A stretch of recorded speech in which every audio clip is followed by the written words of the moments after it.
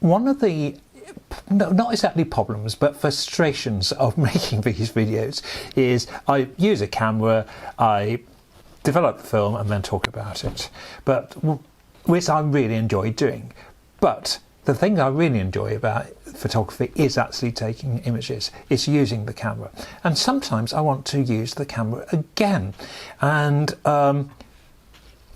but I don't want to bore the viewer with doing the same video again. However, my sort of compromise is, I thought if I perhaps use a slightly different method of photography or a different film and talk about some different aspects of the camera, maybe that would work. So today I'm talking about my Rolleiflex standard again.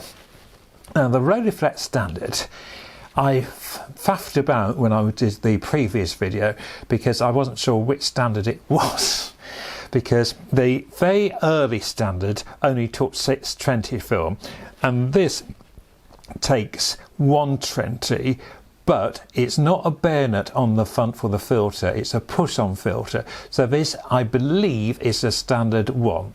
I know some eagle-eyed viewers out there might know different, and I'm sure if you do, you will let me know.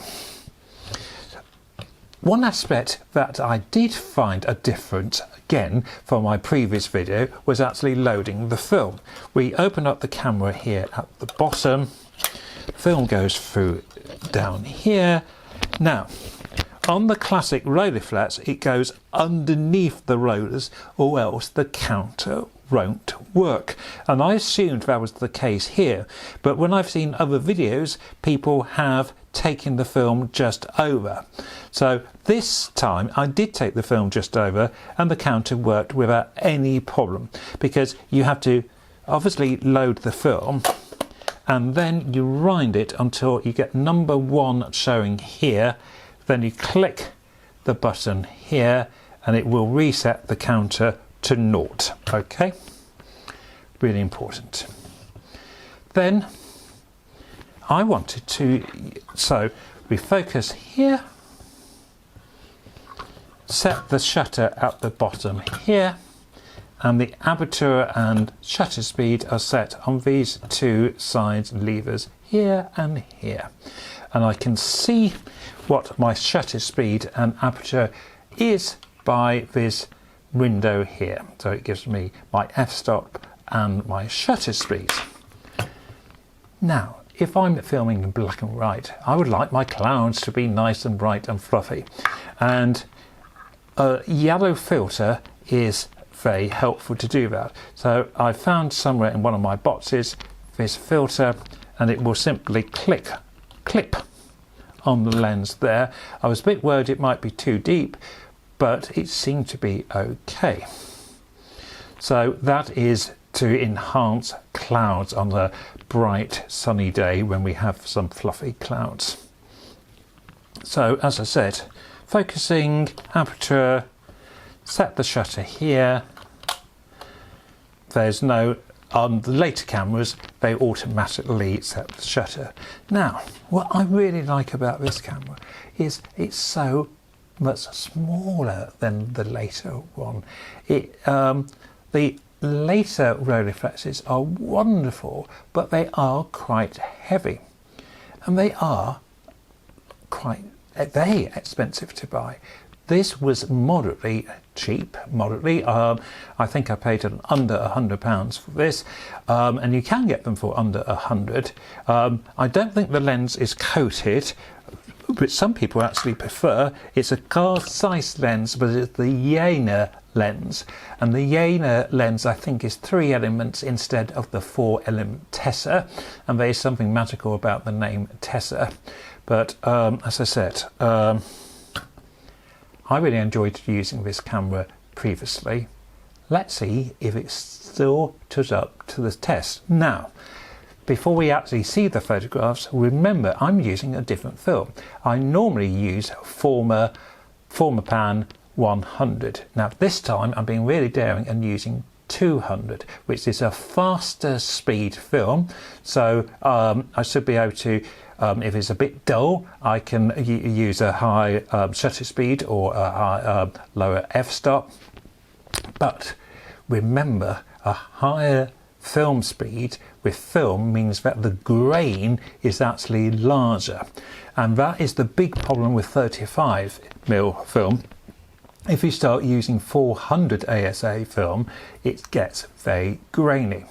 And one of the key things of using medium format is the grain structure. Because the frame is a lot bigger, the quality of the image should be better. Now, when I was starting in photography, I used to get really a little bit mad with the limitations of 35mm. 35mm is great up to 10:8, but if you get bigger than 10:8 prints, you begin to see the grain. Medium format, you don't. Let's see how this little camera performed again. Well, I took this film in the area called Purbeck. Now you can see immediately, those of you that are good at seeing things immediately, there's some lines, and I think this is because this was the 12th shot, and there's some other lines here which are slightly fainter. And when I opened the camera at the end of using the film, I noticed the film wasn't tight on the take-up spool, and I think there's some fogging of the film. I couldn't really see it clearly on the edges, but what is interesting, shot number 12, which is the first one I've started with, is far more banding than the last one. The last shot is hardly any banding at all, and it looks fine. So that was a bit annoying, but that's one of the things about using film. Things can go wrong. What is remarkable, this camera is it could be 80 years old, and it's brilliant. Apart from the, as I say, banding, the focus is clear. The yellow filter has brought out the clouds, not quite as much as I would like, but it has helped.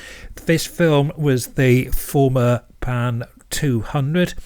You can't see the grain enormously. I quite like the contrast.